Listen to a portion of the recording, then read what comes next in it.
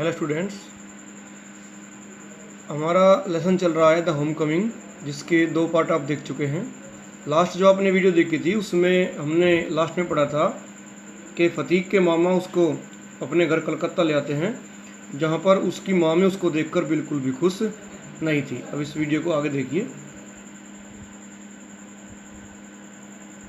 In this world of human affairs, इस मानवीय प्रेम प्रसंग के संसार में there is no worse nuisance, worse मतलब अधिक बुरा, न्यूसेंस मतलब परेशानी का कारण, then a boy of the age of 14।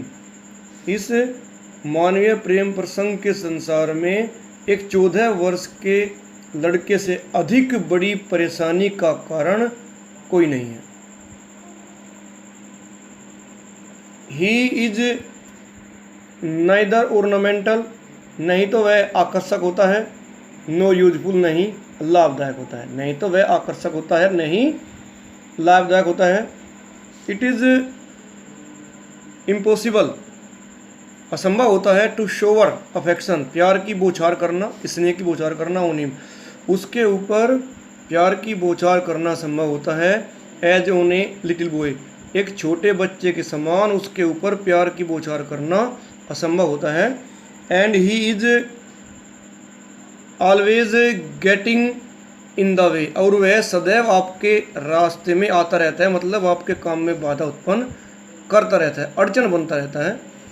If he talks with A childish Lisp, यदि वह एक बच्चे की तरह, लिस्प मतलब तुतलाकर बात करता है, he is called a baby, तो उसे एक बच्चा कहा जाता है।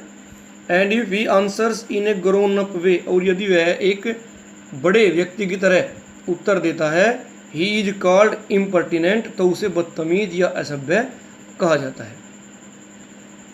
इन फैक्ट, वास्तव में, any talk at all from him, वास्तव में उसके साथ की गई कोई भी बात, इज रिजेंटेड, परेशान करने वाली होती है, बुरा मानने वाली होती है। Then he is at the unattractive, और फिर वह एक बदसूरत, भद्दी यानी कि अआकर्षक ग्रोइंग एज, बढ़ती उम्र में होता है, और फिर वह एक भद्दी और बढ़ती उम्र में होता है। He grows out of his clothes with indecent haste, वह अत्यधिक जल्दी से अपने कपड़ों में से निकल जाता है, मतलब बहुत जल्दी जल्दी उसके कपड़े बड़े होते रहते हैं, छोटे होते रहे हैं, और वह बड़ा होता रहता है। हिज वॉइस ग्रोज होर्स, उसकी आवाज़ कठोर हो जाती है, कर्कश हो जाती है। एंड ब्रेक्स, टूटी फूटी हो जाती है। एंड कवर्स, और कांपने लगती है। His face grows suddenly angular, उसका चेहरा अचानक से त्रिकोणीय मतलब भद्दा हो जाता है। एंड अनसाइटली, और क्रूप हो जाता है। It is easy to excuse the shortcomings of early childhood, shortcomings होती है गलतियाँ, चाइल्डहुड मतलब बचपन, अर्ली मतलब प्रारंभिक बचपन की गलतियों को माफ़ करना आसान होता है। But it is hard to tolerate मतलब सहन करना, even unavoidable lapses in a boy of 14, लेकिन एक 14 साल के बच्चे की अनिवार्य गलतियों को माफ़ करना या सहन करना भी मुश्किल होता है। The lad himself becomes painfully self conscious, लड़का भी अपने आप स्वयं कष्ट सहते हुए आत्मसंकोची हो जाता है, मतलब किसी से बातचीत नहीं करता है।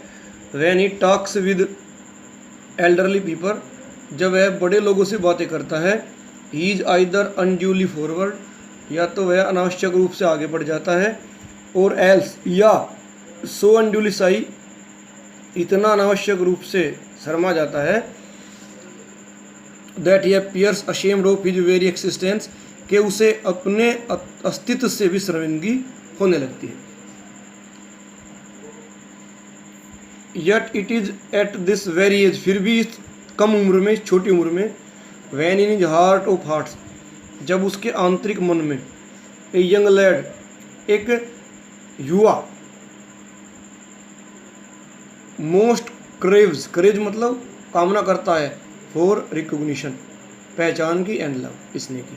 फिर भी उसके अंदर जो एक युवा है वह अपने आप को पहचाने जाने और प्रेम को पाने की कामना करता है। And he becomes the devoted slave, और वह एक समर्पित गुलाम बन जाता है ऑफ एनीवन, किसी भी ऐसे व्यक्ति का, हु शोज हिम कंसिडरेशन, जो उसका ख्याल रखता है, उसकी ओर ध्यान देता है। But none dare openly love, लेकिन कोई भी खुले रूप से प्यार करने का साहस नहीं करता है हिम, उसे, लेकिन उसे कोई भी खुले रूप से प्रेम करने का साहस नहीं करता है। फॉर, क्योंकि दैट वुड बी रिगार्डेड, क्योंकि उसे माना जाएगा एज अनड्यू इंडल्जेंस, क्योंकि उसे अनावश्यक, इंडल्जेंस माने होता है इसने, उसे अनावश्यक इसने माना जाएगा। एंड देयर फॉर, इसलिए बैड फॉर द बॉय, और इसलिए उसे लड़के के लिए बुरा माना जाएगा, या वह लड़के के लिए बुरा होगा। सो इसलिए वाट विद स्कोल्डिंग एंड चिल्डिंग, चाहे उसे डांटा जाए या फटकारा जाए, ही becomes very much like a stray dog, वह बहुत अधिक एक स्ट्रे मतलब आवारा कुत्ते की तरह हो जाता है। That has lost his master, जो अपने मालिक को खो चुका है, यानी कि जिसका कोई मालिक नहीं है। फॉर ए बॉय ऑफ 14, एक 14 वर्ष के बच्चे के लिए, हिज ओन होम, उसका अपना घर, इज द ओनली पैराडाइज, उसका अपना घर ही स्वर्ग होता है। पैराडाइज मतलब स्वर्ग। To live in a strange house with strange people, एक अजनबी घर में अजनबी लोगों के साथ रहना, is little sort of torture, एक प्रकार का अत्याचार है। While the height of bliss, जबकि आनंद की सीमा, ब्लिस मतलब आनंद की चरम सीमा, उस समय होती है to receive the kind looks of women, जब औरतें उसकी तरफ स्नेह की नज़रों से देखती है, मतलब जब उसे औरतों की स्नेह भरी नज़रें मिलती हैं तब उसके आनंद की सीमा नहीं रहती है। And never to be slighted by them, और उनके द्वारा उसे कभी भी अपमानित न किया जाए, तिरस्कृत न किया जाए, तब उसके आनंद की सीमा होती है। It was anguish to Phatik, Phatik के लिए यह पीड़ादायक था, to be the unwelcome guest in his aunt's house, अपनी मामी के घर में एक अनचाहा मेहमान होना फतीक के लिए पीड़ादायक था।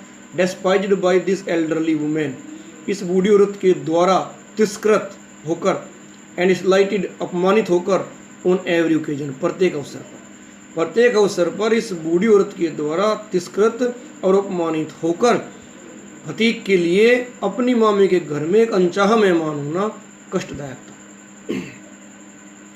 If she ever asked him to do anything for her, यदि वह कभी उससे कुछ अपने लिए करने के लिए कहती थी, he would be so overjoyed, वह इतना अधिक आनंदित हो जाता था, that he would overdo it, कि वह इस काम को अधिक मात्रा में, मतलब जितना कहा जाता था उससे अधिक कर देता था। And then she would tell him, और फिर वह उसे बताती थी, not to be so stupid, कि वह इतना मूर्ख न बने, but to get on with his lessons, बल्कि जितना बताया जाए उतना ही करे, मतलब अपने काम से काम रखे। The current atmosphere of neglect, उपेक्षा का तंग वातावरण इन हिज आंट्स हाउस, उसकी मामी के घर में उपेक्षा का तंग वातावरण, ओप्रेस्ड फतीक का दमन करता था, सो मच, इतना अधिक दमन करता था, दैट ही फेल्ट, कि वह महसूस करता था, that he could hardly breathe, कि उसे सांस लेने में तकलीफ हो रही है। He wanted to go out into the open country, country का मतलब यहाँ खुला स्थान है, वह खुले स्थान में जाना चाहता था, एंड फिल हिज लंग्स, और अपने फेफड़ों को भरना चाहता था, एंड ब्रीथ फ्रीली, और स्वतंत्रता पूर्वक सांस लेना चाहता था। But there was no open country to go to, लेकिन जाने के लिए वहाँ कोई खुला स्थान नहीं था। Surrounded on all sides by Calcutta houses and walls, चारों तरफ से कलकत्ता के घरों और दीवारों से घिरा होकर, he would dream night after night, वह हर रात स्वप्न देखता था, ऑफ हिज विलेज होम, अपने गांव के घर का, एंड लॉन्ग, और इच्छा करता था, लॉन्ग मन इच्छा करता था, टू बी बैक देयर, वहाँ वापस जाने की इच्छा करता था। He remembered the glorious meadow, उसे वे शानदार चरागाह याद थे, where he used to fly kite all day long, जहाँ वह पूरा दिन अपने पतंग उड़ाया करता था। द ब्रॉड रिवर बैंक, चौड़ा नदी का किनारा। Where he would wander about the livelong day, जहाँ वह पूरे दिन घूमा करता था। Singing and shouting for joy, आनंद के साथ गाते हुए और चिल्लाते हुए। द नैरो ब्रुक, छोटी नदी। वेयर ही कुड गो, जहाँ वह जा सकता था। एंड डाइव, गोता लगा सकता था। And swim at any time he liked, और जब भी वह चाहता था तभी वहाँ पर तैर सकता था। ही thought of his band of boy companions, उसने अपने लड़के साथियों के झुंड के बारे में सोचा। ओवर वूम ही वॉज डेस्पोट, जिनका वह तानाशाह था, सरदार था। एंड अबोव ऑल, और सबसे ऊपर the memory of that tyrant mother of his, और सबसे ऊपर उसकी उस क्रूर माँ की याद आती थी उसको। वो had such A prejudice against him, जिसके मन में उसके प्रति एक पक्षपात था। प्रिजुडिस मतलब पक्षपात था। Occupied him day and night, उसकी याद उसे दिन रात घेरे रहती थी। ऑक्यूपाइड मतलब विद्यमान रहती थी उसके अंदर। A kind of physical love like that of animal, पशुओं की ही तरह एक प्रकार का शारीरिक प्रेम। A longing to be the presence of one, एक ऐसे व्यक्ति की उपस्थिति में रहने की इच्छा। वो इज लव, जिसे प्यार किया जाता है। एन इनएक्सप्रेसिबल विस्टफुलनेस, एक ऐसा अवर्णनीय उदासी। विस्टफुलनेस मतलब उदासी। ड्यूरिंग एब्सेंस, और उसकी उपस्थिति में एक अवर्णनीय उदासी।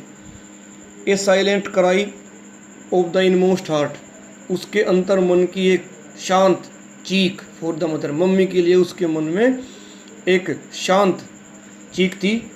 Like the lowing of a calf in the twilight, twilight मतलब संध्या के समय जिस प्रकार एक बछड़ा अपनी गाय के लिए, अपनी माँ के लिए रंभाता है, उसी प्रकार उसके मन में भी अपनी माँ के लिए एक टीस उठती थी। दिस लव, यह प्रेम, which was almost an animal instinct, जो लगभग एक पशुओं की प्रकृति के समान था। एजिटेटेड, उत्तेजित करता था। शाई, शर्मीले, नर्वस, घबराए हुए। लीन, कमजोर। अनकाउथ, असभ्य। एंड अगली बॉय, और उस गंदे लड़के को उत्तेजित करता था। No one could understand it, कोई भी इसको समझ नहीं सकता था। बट इट परेड, परेड माने शिकार करना होता है, लेकिन यहाँ इसका अर्थ परेशान करने से लगेगा। No one could understand it, कोई भी इसको नहीं समझ सकता था। But it preyed upon his mind continuously, लेकिन यह लगातार उसके दिमाग को परेशान करता रहता था, उसके दिमाग को घेरे रहता था। स्टूडेंट्स, आज की वीडियो में इतना ही। इससे आगे हम नेक्स्ट वीडियो में पढ़ेंगे।